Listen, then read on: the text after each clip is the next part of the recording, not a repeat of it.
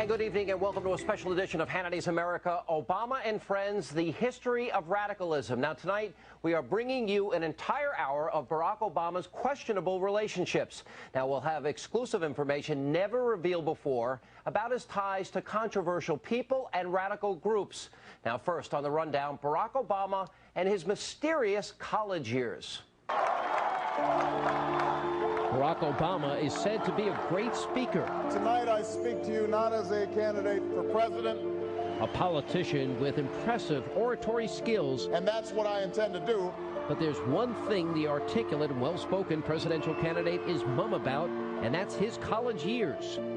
Now we know he spent 2 years studying in California at Occidental College, about which he told Newsweek magazine, quote, "The 2 years I spent there were a dead end." Then he moved on to New York and Columbia University, and that's where the roadblock begins. It seems he's gone to great lengths to keep his college years a secret. One of the few details that Obama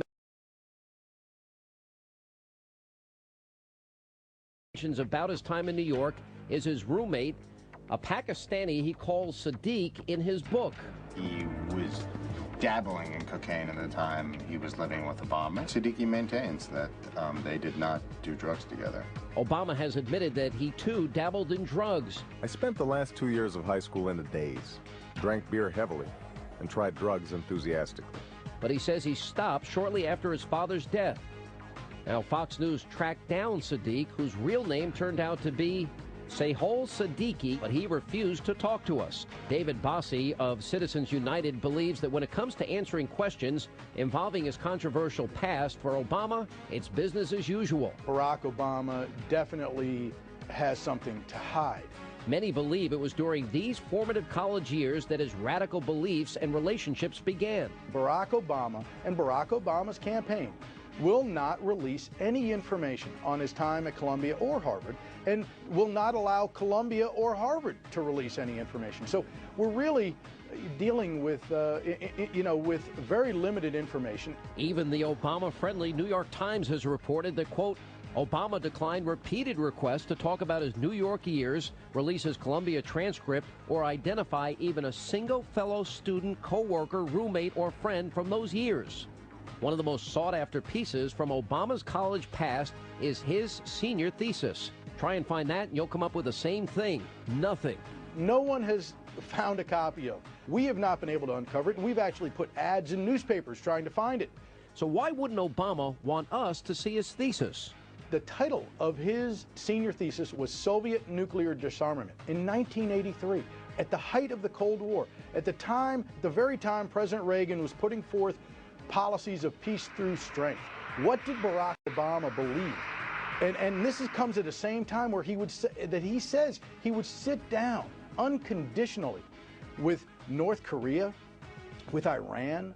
The notion that somehow not talking to countries is punishment to them, which has been the guiding diplomatic principle of this administration, is ridiculous. So what is Obama trying to hide? Is he afraid his Columbia transcript and his senior thesis will reveal average grades, or is he trying to hide a blossoming radical philosophy? And what about his time at Harvard? We know that Obama became president of the Harvard Law Review, but we know very little else about his time at the prestigious law school. We don't have a copy of anything at the Harvard Law Review with Barack Obama's name on it. And how did he get into the ultra-exclusive Harvard Law School anyway? Percy Sutton, who's a former borough president of Manhattan and a former lawyer for Malcolm X, may have inadvertently given us the answer. In an interview with a local New York City news station, Sutton said that a known radical extremist with ties to the Saudi government personally asked him to help Obama get into Harvard. I was introduced to him by a friend who's raising money for him. The friend's name is Dr. Khalid Al-Mansour. This explosive interview and piece of evidence appears to connect Barack Obama to Dr. Khalid Al-Mansour, a top advisor to a key Saudi Arabian official and a former mentor to the Black Panther Party. Al-Mansour is a name that most Americans are not familiar with, but he is a familiar figure in African American communities here in the United States and Muslim communities around the world. Al-Mansour is an author, a lawyer, a Saudi advisor, an Orthodox Muslim, a black nationalist, and an outspoken enemy of the State of Israel. Take a listen to his views on Jewish people. But the white Jews took over Judaism, and they are the ones who are saying, we want Jerusalem. We want Samaria. We want the Arab land. And they say, when you ask them, why do you want them? They say, God gave it to us. That's a lie. And listen to what he says about white America. So white people don't feel bad. Whatever you do to them, they deserve it. God wants you to do it. And that's whether you cut off the nose, cut off the ears, take flesh out of their body. Don't worry. God wants you to do that.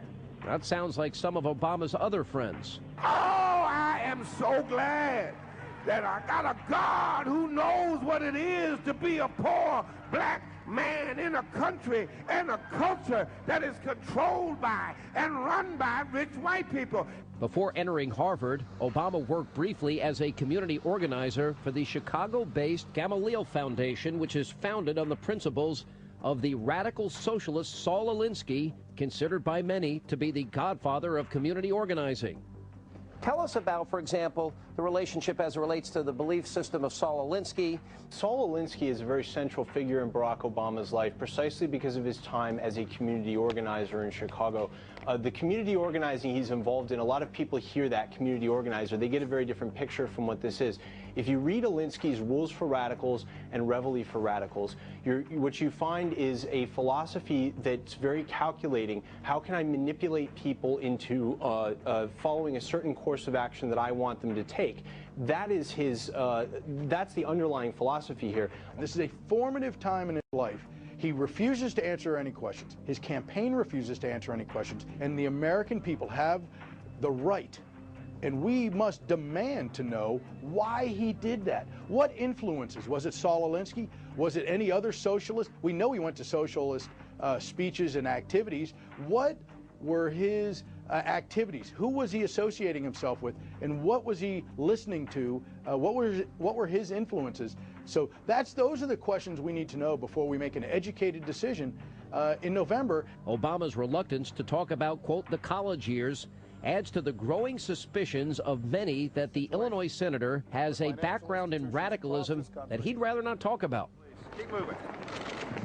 And coming up next, Barack Obama, the community organizer. Now, was this the beginning of a grand scheme perpetuated by radicals? You'll be hearing from a man who says it is. And then the senator is trying to hide his ties to Weather Underground leader William Ayers, but we'll expose the truth behind his relationship with the admitted unrepentant terrorist. Coming up. To master the great